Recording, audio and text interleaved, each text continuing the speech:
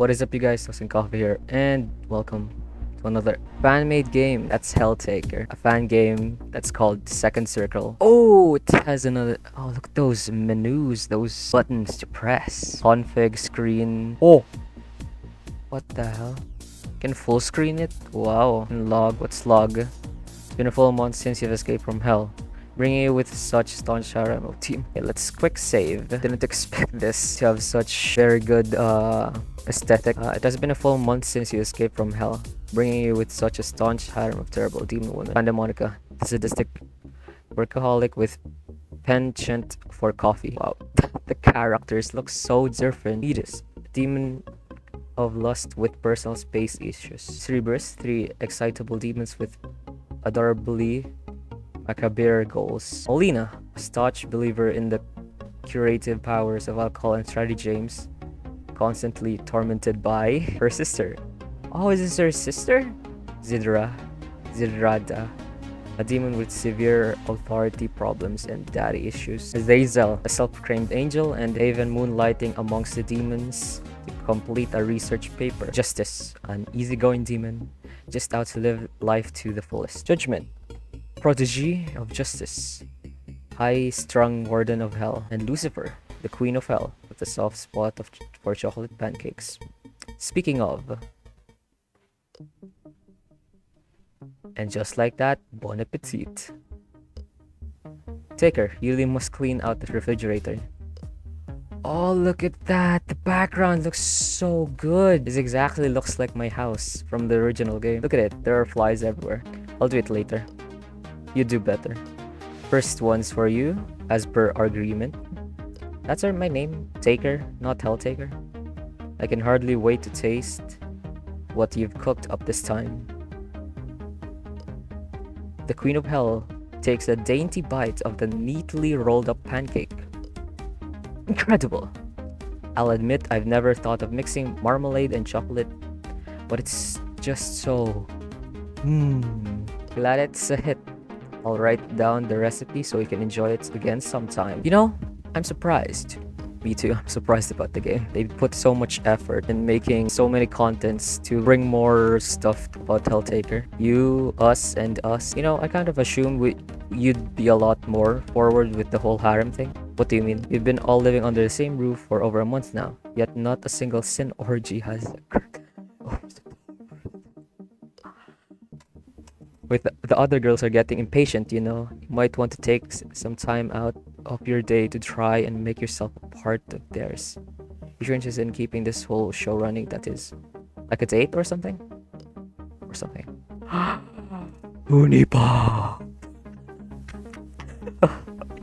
Do I have to censor things? I don't want to censor things, bro. And so, thought of you once conquered hell, it seems the stage is set for an even greater challenge. Domestic dates with demon girls. Yeesh. I can just imagine the ending of Second Circle is gonna be like all of us in one room having an orgy. Hey, if you're done with your internal monologue, you'll still have got more pancakes to make. Chop chop. 20 minutes of professional griddling later, emerge from the kitchen, ready to continue your day. Now who do I talk to first?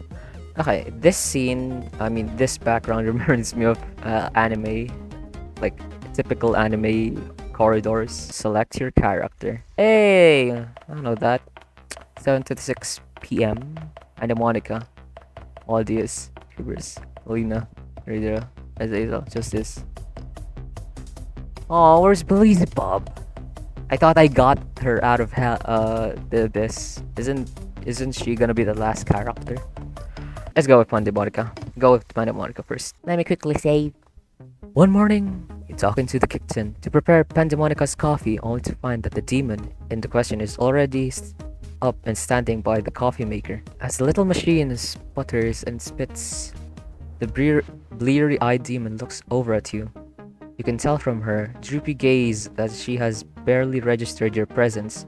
It's painfully obvious just how much this poor sleep schedule of hers is taking a toll. Without bothering to greet you, Pandemotica returns attention to the coffee machine. From the sound of things, she hasn't put nearly enough water in it to make a full brew. Good morning. Oh, morning. Again, your better judgment, you approach the sleepy demon and peer over her shoulder. The jug of coffee that she's attempting to make it's not even a quarter of the halfway full, and the machine itself has come to an almost complete stop. I was just about to make coffee for everyone. I didn't expect it to be up so early. The demon scoffs. Early? Ha! I've been up all night. I see. You know, Panda Monica, I really think you should. If the next words out of your mouth are get some sleep, I'm going to break your fingers. You decide to hold your tongue. What kind of coffee did you put in there anyway? Panda Monica shrugs. Just some store-bought junk we had in the cabinet. Why? Hmm. As you ponder the situation, you are reminded of the coffee grinder that your father sent you not so long ago. You had been waiting for the perfect moment to break it out of as a prize, and perhaps now it's that moment. Thought drives you to the cabinet on the other side of the kitchen. There, you keep most of your lesser-used appliances. Oh, ooh. So that's what it means by backlog. You can reread the monologue of the characters. It takes you a moment but of digging around the past tabletop grills, blenders, and hand mixers before you retrieve the object of your quest. Monica, whose attention has now come away from the coffee maker, if only to see what all the ruckus is about, watches you as you set the grinder on the counter. What do you think you're doing?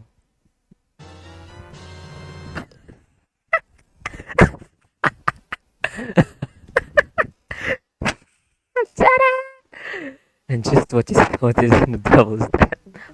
Ta-da! You see, from the pantry you retrieve a bag of roasted beans. These you measure out and pour into the grinder before setting to work crushing them down by hand. It's no time to sweat.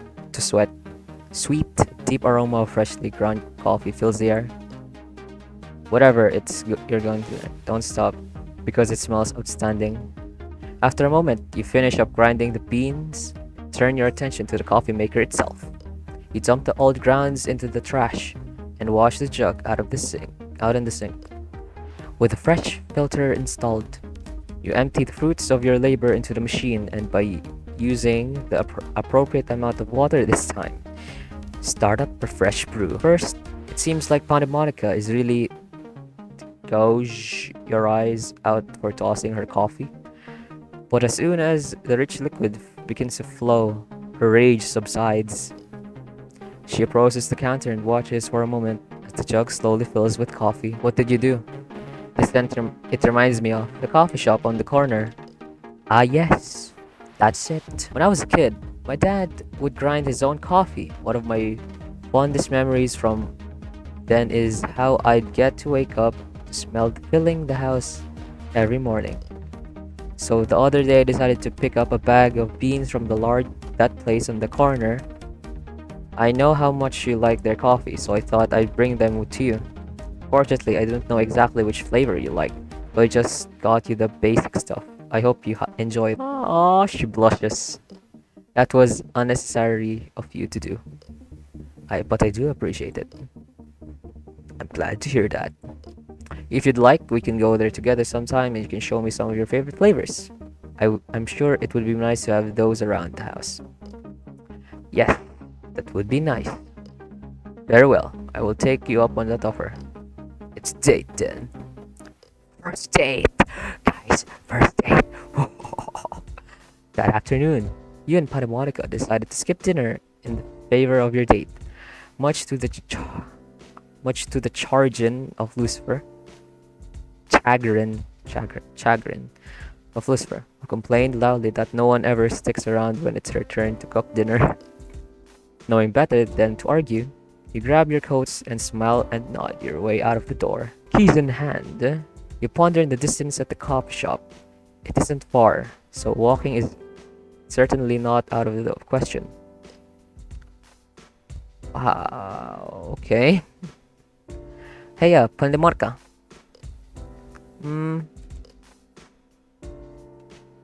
We could drive there, but What do you say we could walk instead? It's a bit of a brisky day for a walk, perhaps. But yes, I think that sounds good. The demon leads the way. The two of you head down to the street in relative silence. It's a quiet day filled with only the sounds of your footsteps and the occasional passing vehicle. You arrive at the coffee shop just as the sun starts to set over the horizon. Slight orange tinge painting the sky. Whoa. A tiny bell chimes to herald your entrance. You must be assailed by the familiar, deep rich smells of freshly ground coffee, and there is a hushed murmur emanating from the smatter of patrons dotted throughout the shop. An old man behind the counter looks up at you. At the sight of Pandemonica, he beams. Oh, whoa! He reminds me of Colonel Sanders. And there she is, my favorite customer. Good evening, Hank. How are you? I am well, my dear. Very well. What can I get you today? I'll take the usual. Coming right up. And how about yourself, sir? A coffee, please. Black. Ah, black coffee. Aha! A simple fellow. I like that. You two find a seat and make yourselves at home. I'll bring your drinks over when they're ready. You and Pandemonica scan the room for a place to sit. How about over there? The demonless gestures to a booth next to the roast coffee display. You nod, and Pandemonica leads the way through the maze of tightly packed tables and booths. Wow. Now this is a date. You just take your seats. The old man arrives and sets your drinks in front of you. Enjoy. You thank the man and sip from your coffees. After a few moments of idle chit-chat, you turn your attention toward the nearby display. So, if you had to pick which ones out of that group there are your favorites. Pandemonica eyes the bags, reading each label in turn. Well, I must admit I'm quite partial to the darker roasts. For me, anything with a deep, rich flavor is a win, really. But if you're looking for specifics, I quite a lot like that dark chocolate hazelnut there. I see. So you're a fan of chocolate flavored coffees. But of course! Who doesn't like chocolate? Fair point. How about that one right there? Toasted almond. Yes, I do think that would be a good choice as well. I like a good nutty flavor. Now this is what I like. This kind of conversation. Subtle but meaningful at the same time. A demon grins at you as he sips her drink. Her tail flicks and fro behind her. And you notice that her horns have nearly doubled in size. You chuckle nervously. You are quick to bring the conversation back to the coffee display, and the two of you spend the next half hour discussing the various roasts until your own cups run dry. You ponder fetching a refill for your for you both. But just then you notice Pandemonica acting strangely. Her horns grew. Her horns grew. What the?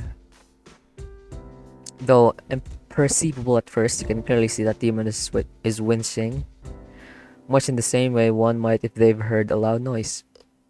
But unless that you have suddenly become hard of hearing, the shop around you is nearly silent. By now, everyone has gone home, leaving you just yourselves and Hank, who is humming to himself as he wipes down some tables across the room. And her horns go back to being small. You think it's strange that such a noise would irritate the demon, but when you look at her once again, her expression is weary and she is rubbing her temples. Shall we call it a day? Pandemonica doesn't respond. Pandemonica? Oh yes. Oh yes. Yes, that'll be good. Thank you.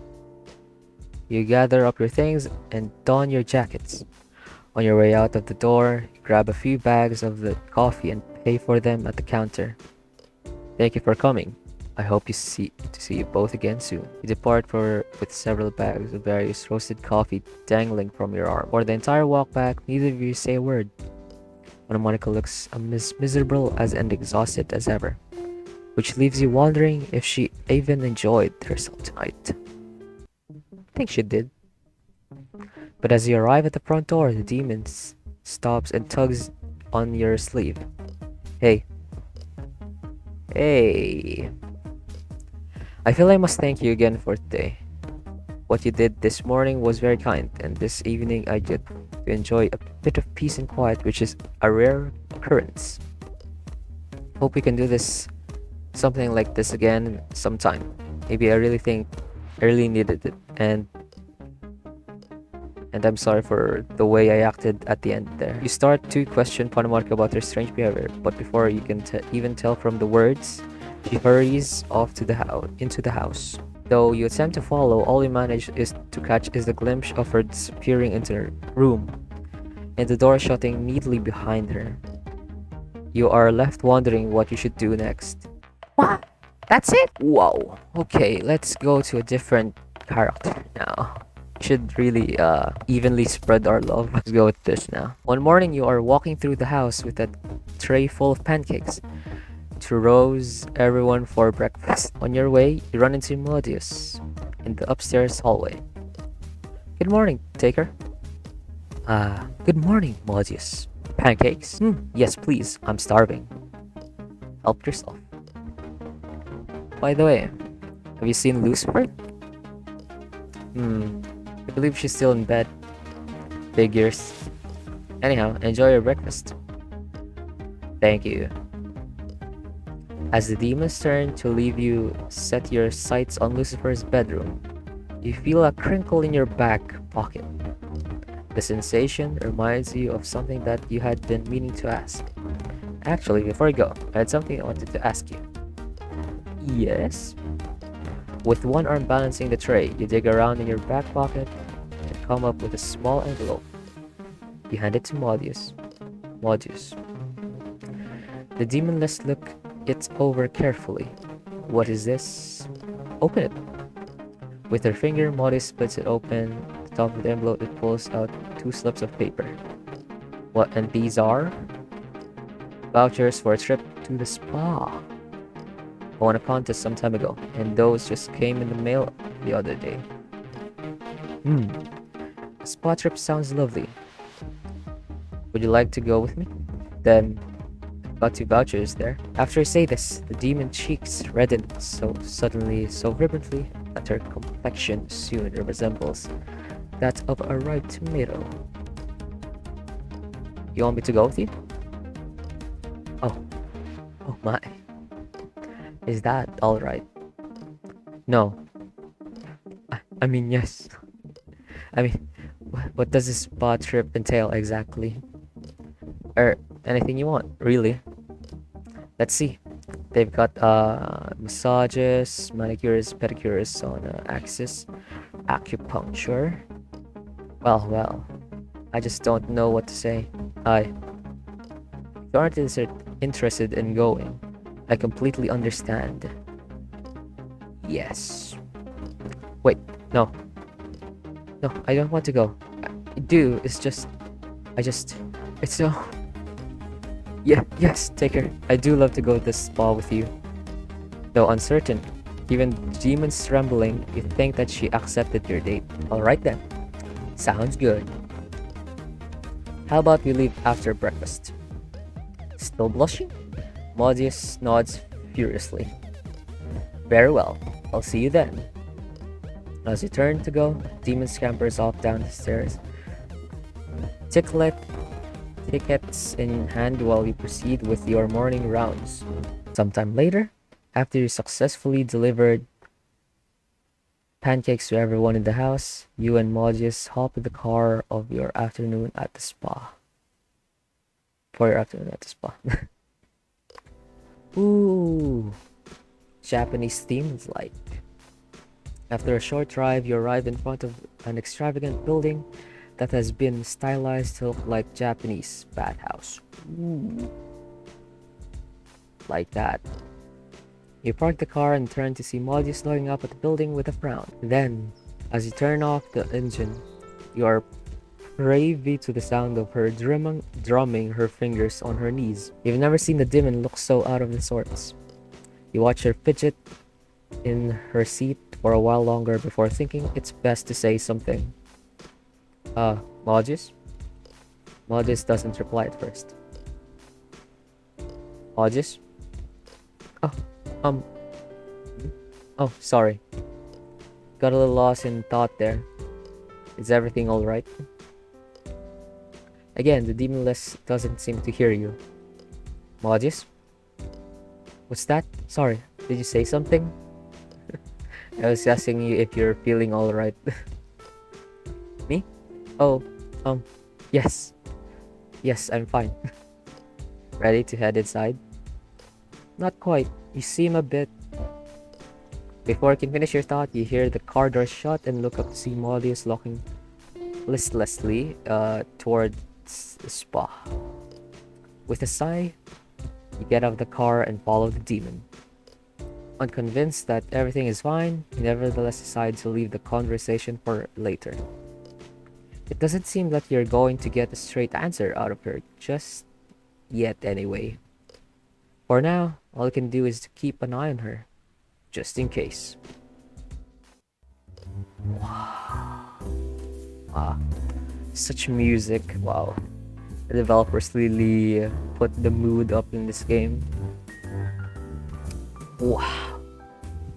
The two of you make your way inside the spa and approach the counter. Hello.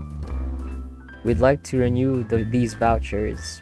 The woman behind the desk takes your vouchers and looks them over.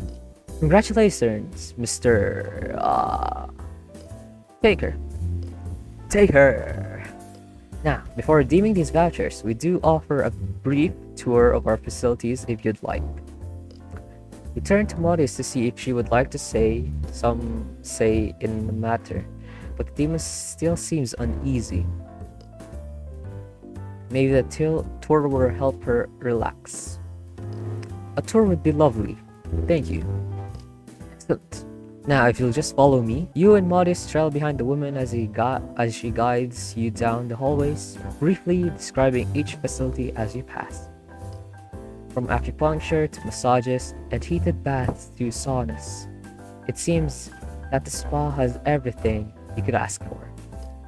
There's so much, in fact, that by the end of it all, you're absolutely overwhelmed by the choices. So, now that you've had our tour, have you decided what you'd like to put your vouchers toward? We'd like to go to the couple massage. Startled, you glance over at Modius to see only resolute determination in her heart-shaped eyes. I can't argue with that. Yes, a couple's massage is good. Right this way. Though stunned at this turn of events, Modius' sudden vocality, you follow the woman down the hall into a room with two massage tables set side by side. There are towels on the table over there. If you both would just describe and disrobe and lay down on the table, Jesus will be with you shortly.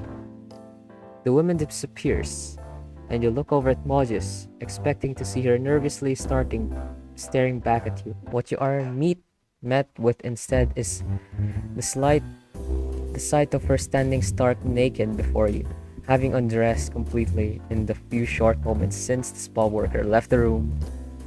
Out of modesty, you'd quickly avert your gaze, but not without taking note of the startling contrast between the comfortable aura emanating of Modius now and the nervous energy she exhibited before. As you begin to disrobe as well, you hear the demoness settle onto the massage tables with a heavy and content sigh. He follows suit, and shortly thereafter, the masseuse arrives. After some idle small talk, then begins to work. What a display of dexterity and strength you notice thought impossible. The masseuse descends upon the muscle of your neck and back, undoing knots that you didn't even know you had before. After each satisfying, painful release, the woman switches between you and Maudius, giving you each time to breathe. Has anyone ever told you that you run a bit warm, dear? Hmm? Do I? Must be the climate I'm used to. Oh, where are you from? Hell. Oh. At this rate, the woman chuckles nervously. You cannot tell if she's truly underfurred by the revelation or if she thinks it's still all a joke. In any case, the massage continues without much of a lull. Turns to you to work through the last few knots in your upper back. Then, much to your chagrin, the massage is over. The masseuse leaves the room so the two of you can get dressed. As you leave, you stop by the front counter to turn into your voucher. Maudius beats you to the car. As you slide onto your seat, you look to your companion and notice that she's avoiding your gaze and has resumed drumming on her knees, wishing you knew that what it was putting her all out of sorts. You ponder questioning her further, seeing the shy redness coloring Maudius' cheeks. However, causes you to rethink that decision. Instead, you start up the car and head home. Perhaps that's a conversation for another day. You've already spent time with this girl. Please, you've already okay, if you choose another character, this happens, I guess.